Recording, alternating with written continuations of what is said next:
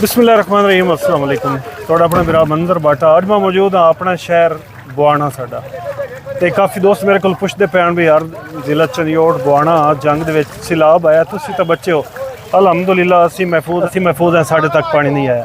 तो अज मैं इत्थे आऊँ अपने इत्थे अपने शहर दे विच ते मैं आख्या क्यों ना असी भी जिथे जिथे सैलाब आया चलो तोड़ असी दरिया तक तो नहीं पड़ सकते, इतों 7-8 किलोमीटर का सफ़र है।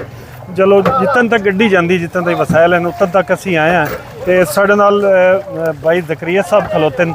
इन्हें इतने लोगों की पहले भी सारा साल ही इतने साढ़े दुख इंसानियत की खिदमत करते हैं। अज भी सैलाब जदगान की खिदमत वास्ते इतने आया ने मैनू आख्या भी साढ़े नाल तू उसे मैं आख्या जी बिस्मिल्लाह मैं उसा।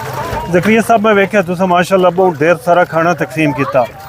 की सीन है किदू आमदन पैसे किदू तुसी किवें? अस्सलाम वालेकुम रहमतुल्लाहि व बरकातुहू। पाकिस्तान मरकज़ी मुस्लिम लीग का मैं जनरल सेक्रेटरी हूँ। मेरा नाम मोहम्मद ज़करिया है।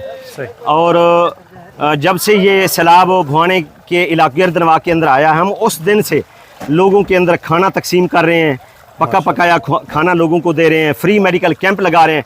कल भी अगर ये कैमरा आपको दिखा सके, इस पानी के दूसरी साइड पे एक गांव है नौशहरा, ये बुज़ुर्ग कल मेरे साथ थे। हमने मेडिकल कैंप लगाया, 200 लोगों के अंदर खाना तकसीम किया।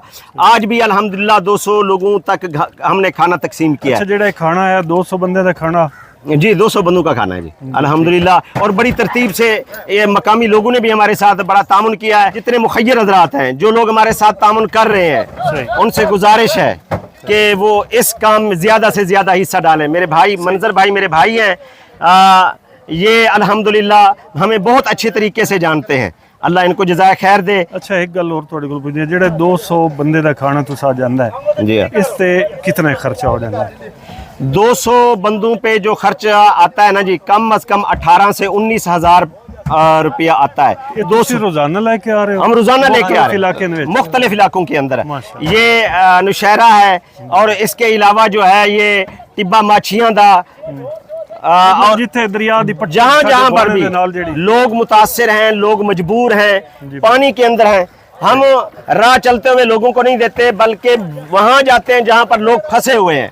आप ये देखिए सारे लोग ये लोग हिजरत करके इस तरफ आ रहे हैं। ये लोग मजबूर हैं, बहुत ज़्यादा मजबूर हैं जी। बिल्कुल नाज़रीन मैं वेख्या भी ये अच्छा काम कर रहे हैं। इन्होंने मैं ज़ाती तौर पर जानना यकीन कराया है कि इतों साढ़े को कम अज़ कम 300 किलोमीटर दूर इन्हों घर है जितों अपना घर बार छोड़ के इतने लोगों की खिदमत वास्ते ये आए वह।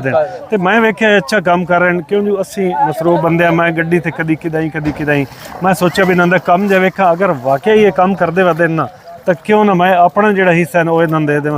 जकरिया भाई जो कल का तुहाडे खाने का बंदोबस्त है ना, कल का जितना तुहाडा खर्चा उसी तुसीं कह दो भी 18 तो 19 हज़ार खर्चा होंदा है। बिल्कुल ऐसे कल दे एक दिन का जो खाना है ना वो मेरी तरफ मैं तुहानू देसां। अल्लाह जज़ाक मेरी अमानत तुसां गए इन्हां लोगों तक। जज़ाकल्लाह। बहुत शुक्रिया नाज़रीन तुसां वीडियो वेखी, मेहरबानी तुहाडी। ते इंशाअल्लाह इसे तरह असां तो गड्डी ते वग जावना ते भाई साडे असां सपोर्ट करते रसां ते लोगों की खिदमत करें इंशाअल्लाह।